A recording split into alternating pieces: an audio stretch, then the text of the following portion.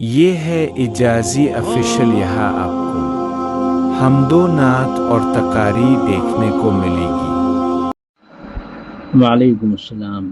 ہمارے اکابر بالخصوص حضرت گنگوہی، حضرت سہارنپوری اور حضرت تھانوی رحمہم اللہ کے یہاں مروجہ اجتماعات حزب البحر وغیرہ کے قطن نہیں تھے۔ یہ طریقہ بعد میں نکالا گیا ہے اور دکاندار قسم کے پیروں کے ہاں یہ نمائشی چیزیں ہیں۔ اللہ تعالیٰ ریا سے، نمود سے، اظہار و اشتہار کی بیماری سے ہم سب کی حفاظت فرمائے، اخلاص نصیب فرمائے، صدق نصیب فرمائے اور اس کے لیے ہمت اور استقامت بخشے۔ خود انفرادی طور پر یہ چیزیں ہیں، ہمارے بزرگوں نے جن کو بھی تعلیم فرمائی، تلقین فرمائی، ان کو انفرادی طور پر فرمایا۔ خود احقر کو حضرت جلال آبادی نور اللہ مرقدہ نے مناجات مقبول اور اس کے یہ تمام وظائف، حزب البحر بھی، ان سب چیزوں کی تلقین فرمائی، لیکن انفرادی طور پر۔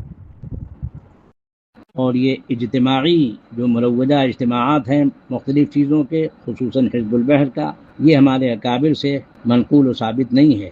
یہ بعد میں جو لوگ ہیں انہوں نے کچھ اس کو اپنی پیری کے لیے شروع کر دیا ہے، اس کے بغیر وہ پیر نہیں معلوم ہوں گے۔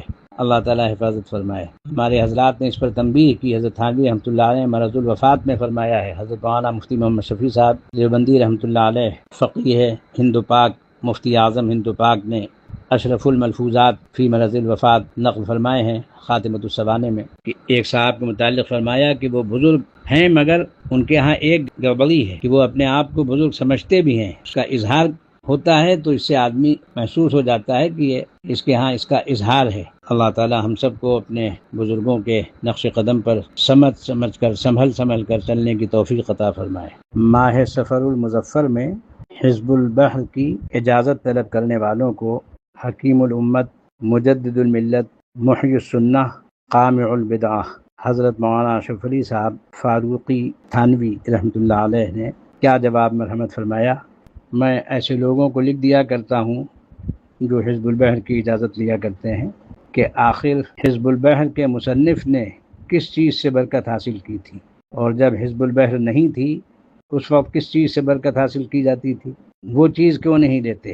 وہ چیز کیا ہے؟ قرآن و حدیث، جس میں اللہ تبارک و تعالیٰ نے دعائیں بتلائی ہیں، اپنے مقبولین محبوبین کی دعائیں نقل فرمائی ہیں، اور حدیث شریف میں دعائیں تعلیم فرمائی گئی ہیں۔ ایک جگہ حضرت تحریر فرماتے ہیں، کمالات اشرفیہ میں اس کو نقل کیا گیا ہے کہ عام طور پر قلوب میں، دلوں میں اعتقاداً حزب البحر کی ایسی وقعت پیدا ہو گئی ہے کہ ادعیہ معصورہ، مسنون دعاؤں کی بھی وہ وقعت نہیں ہے، اور اس کا غلو ہونا ظاہر ہے۔ بس اس کا ورد حزب البحر کا قابل ترک و منع ہے، اور جہاں حضرت نے حزب البحر نقل فرمائی ہے حکیم مصطفیٰ صاحب بجنوری کے اصرار پر، ان کی فرمائش پر، تو وہاں بھی حضرت نے یہ تنبیہ، جس سے حضرت کا اس سلسلے میں مزاج و مذاق اور فکر واضح طور پر معلوم ہو جاتا ہے، وہ یہ تنبیہ تحریر فرمائی ہے کہ یہ دعا یعنی حزب البحر بے شک متبرک ہے، لیکن احادیث اور قرآن مجید میں جو دعائیں وارد ہوئی ہیں ان کا رتبہ اور اثر اس سے کہیں اعلیٰ ہے۔ خوب یاد رکھو، لوگ اس میں بڑی غلطی کرتے ہیں۔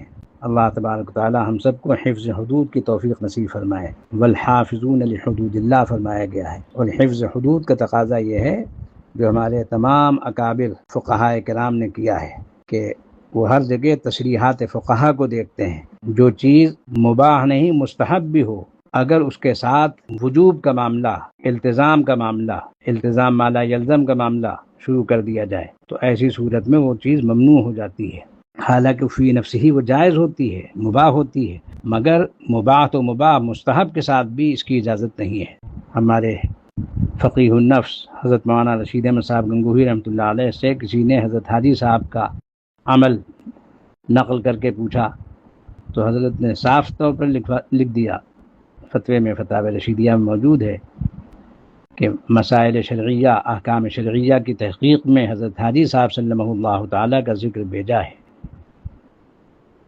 دلیل از کتاب و سنت باید، فعل مشائخ حجت نہ باشد، یہ حضرت شیخ نصیر الدین چراغ دہلی رحمۃ اللہ علیہ، حضرت شیخ نظام الدین اولیاء کے ہاں جو بعض رسوم رائج تھیں ان کے بارے میں فرمایا کرتے تھے یہی بات حضرت فقیہ النفس مولانا رشید احمد صاحب گنگوہی رحمۃ اللہ علیہ نے حضرت سید الطائفہ حاجی امداد اللہ صاحب مہاجر مکی رحمۃ اللہ علیہ سے متعلق بھی تحریر فرمائی۔